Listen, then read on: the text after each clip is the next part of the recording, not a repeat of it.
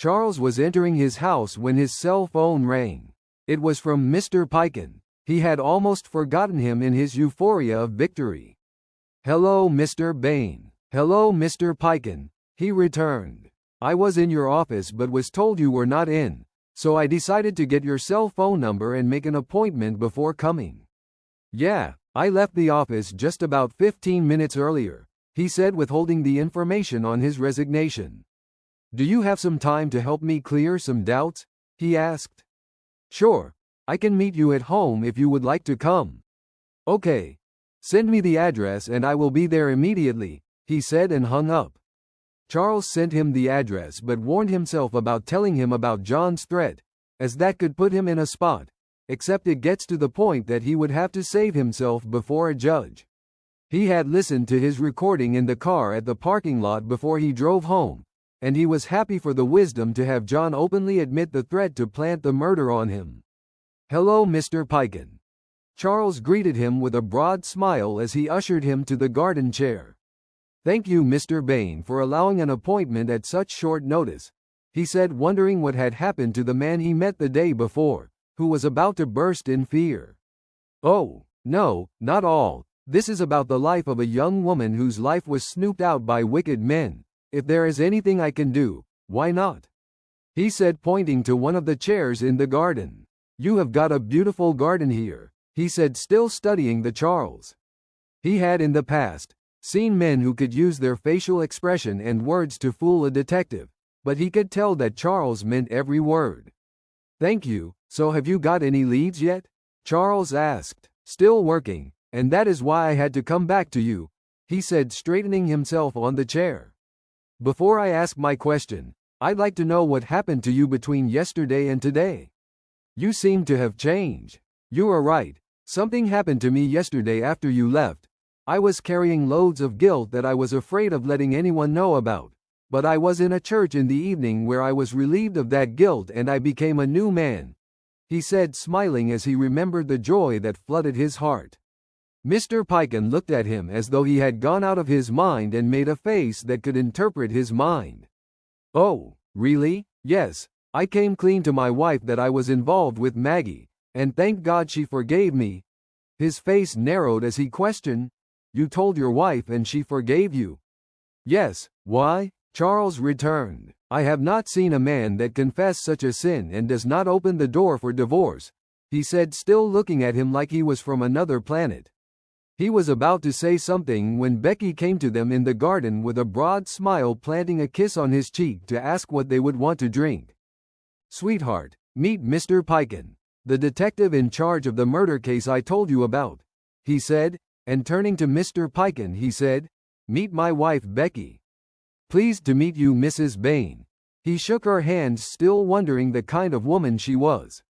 "It is my pleasure meeting you, Mr. Piken, and please call me Becky," she said, and went on to ask, "What can I get you to drink, Mr. Piken?"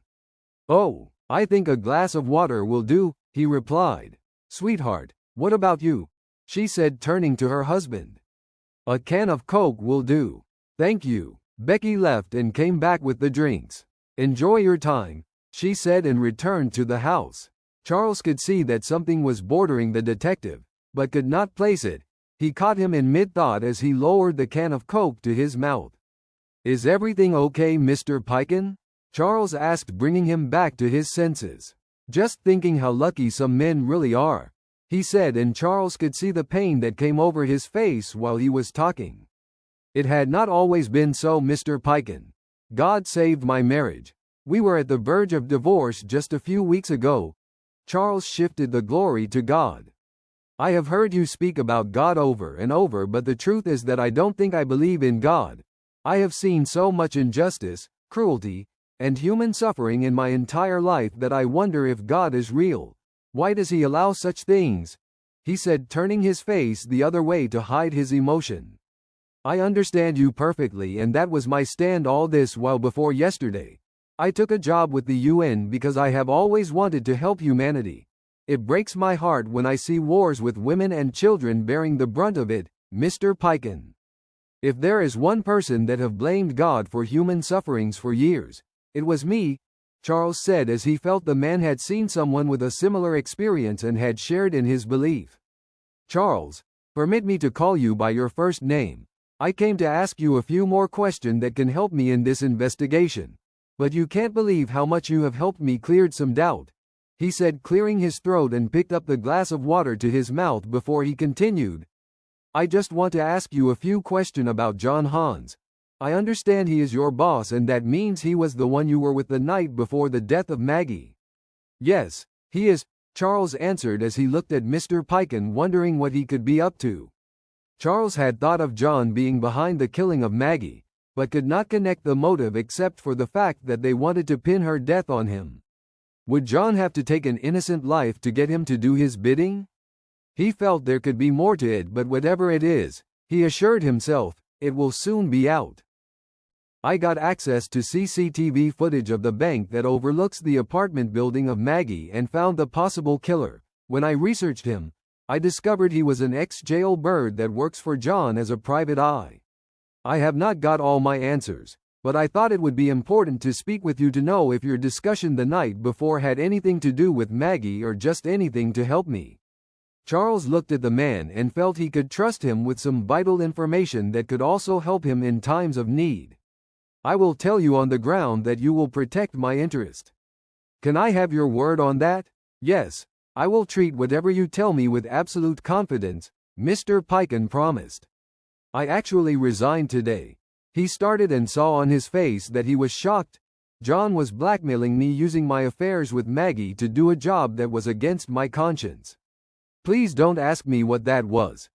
He threatened me using the video footage of the moments we heard in the office and that of the house, and tried using it against me at work and before my wife, which would have wrecked my life. Charles took the can of Coke again and gulped as much as possible, then continued. Before you came to my office yesterday, I was invited by the police for questioning on the murder, but the interrogating officer told me, right there, that I killed Maggie because I saw her going back to her ex and got jealous.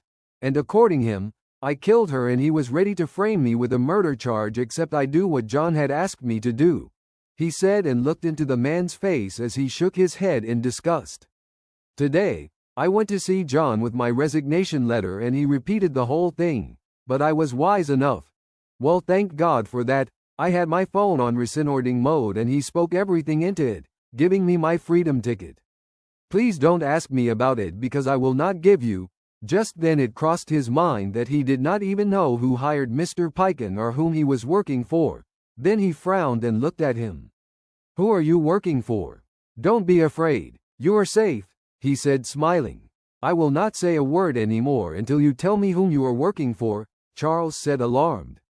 Well, you have trusted me, so I will also trust you and tell you who hired me, but promise not to say a word of it.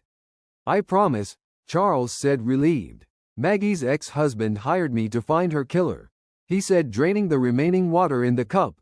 I appreciate your cooperation but must warn you, from what I have gathered, we are dealing with a very dangerous network. They have people in every sector of government and can get whatever they want anytime, he said, standing to his feet as he made his way out.